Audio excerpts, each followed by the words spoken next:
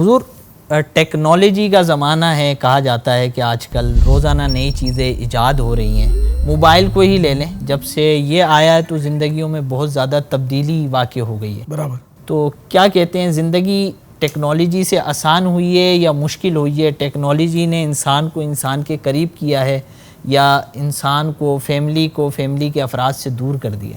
بعض ایسی چیزیں ہوتی ہیں جس میں نفع بھی ہوتا ہے، نقصان بھی ہوتا ہے. تو بعض منافع حاصل ہوئے ان چیزوں سے اور بعض نقصانات حاصل ہوئے. جیسے کہ دنیا بھر سمٹ کر آپ کے موبائل میں آ گئی ہے. سیکنڈ کے اندر ہمارا میسج جو دنیا میں چلا جاتا ہے، اتنا آسانی ہو گئی.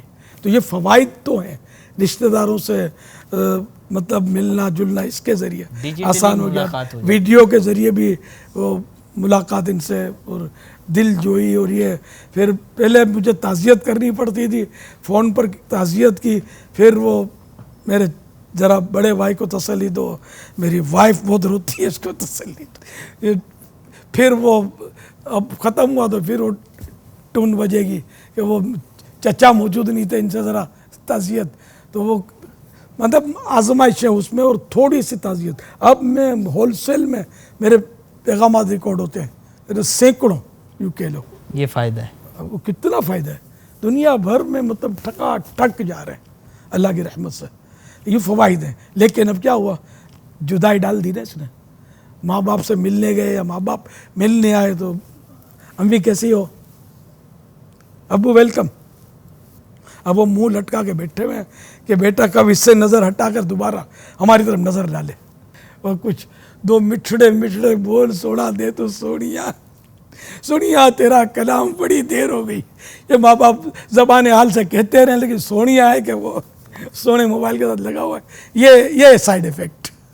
تو یہ مسائل تو اس کے ذریعے حادثے کتنے ہوتے ہیں کہ یہ دیکھتا ہوا جا رہا ہے اور کہیں ٹکرا گیا تو ٹرین تک سے کٹنے کے واقعات سوشل میڈیا پر، اور بس مار دے گی. کبھی کچھ ڈرائیور سب لگے ہوئے ہیں، حالانکہ پابندیاں ہیں لیکن بہرحال سب چل رہا ہوتا ہے. تو یہ یوں اس کے نقصانات بھی کم نہیں ہیں.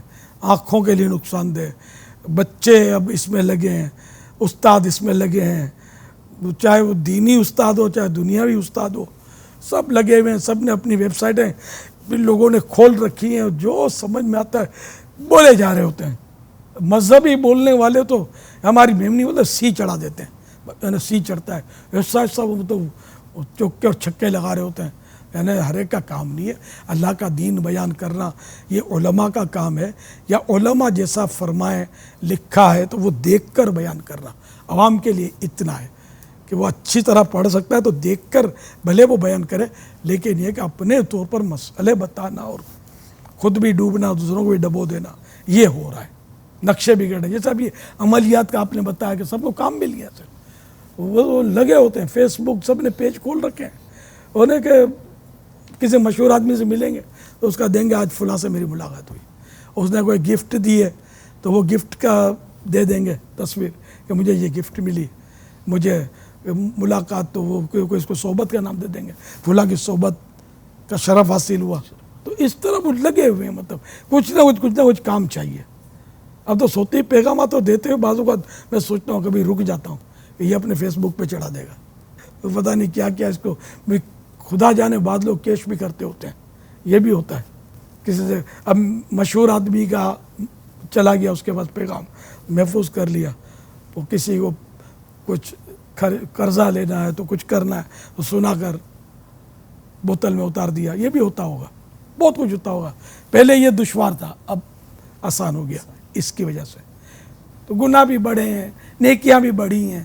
اچھے اچھے کلپ بھی آتے ہیں جو علماء کے جو فائدہ بھی کرتے ہیں، لیکن گناہوں بھرے کلپ زیادہ ہیں، بھر مار لگی ہوئی ہے. اس سے گمراہی بھی پھیل رہی ہے اور ایمانوں پہ ڈاکے پڑ رہے ہیں. ان کے ذریعے بہت کچھ ہو رہا ہے، لیکن برائی بڑھ رہی ہے. اس کے ذریعے نیکی پھیلنے کا وہ ہے، مطلب ریشو کم ہے، جو میرا اندازہ ہے.